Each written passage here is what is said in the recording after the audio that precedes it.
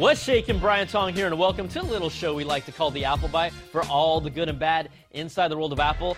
And if you're good today, class, we won't give you a spanking. On to the news, and we show you a lot of Apple parts that get leaked early, but this is believed to be the front panel for the next generation iPod Touch, with the Mac Rumors source claiming that it will be taller than the current model, with an opening measuring 4.1 inches diagonally, with the viewable display to be slightly smaller. It's a pretty safe bet that Apple will use the same screen size for both its iPod Touch and iPhone line, since they have done that in the past, and this is new evidence supported by a 9to5 Mac report that says there are a few next-gen iPhones in testing at Apple locked in shells to disguise their exterior design. Now, two of them sport a display that is 3.999 inches diagonally and a pixel resolution of 640 by 1136. That's an extra 176 pixels longer than the current display. Now, the screen is very close to a 16:9 resolution, so videos can fill out the screen at their native resolution, and Apple is currently testing builds of iOS 6 custom built to the new display that fits 5 rows of icons. Now, all this is juicy stuff, but based on the recent reports and timetables, I think we'll see a whole bunch of OS X Mountain Lion at WWDC, and the hot new hardware will be the new MacBook Pros and iMacs. We've got to see a preview of iOS 6, just something, even for developers to preview like they have in the past, but I don't think we'll see the next iPhone until a later event. I know a lot of you might be a little bummed out right now, but I just wanted to prepare you mentally because I know how some of you get. I don't like that, Apple. Now, we plan on seeing a lot of Mountain Lion, and a few more nuggets are coming out.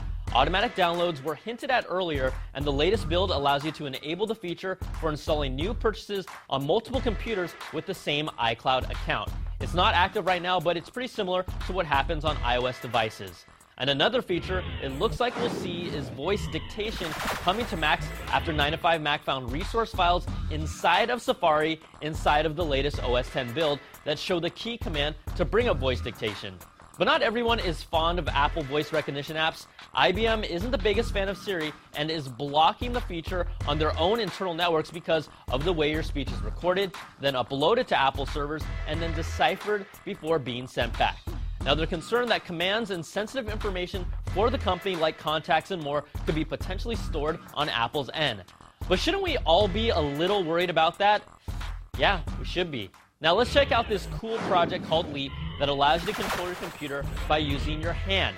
It's a little small box that tracks your hand's motions. It's similar to Microsoft's Kinect, but it's a lot more accurate and can track your movements down to 1/100th of a millimeter. It will be interesting to see how this works with real applications, because all I do with my Kinect is play Dance Central, alone, by myself.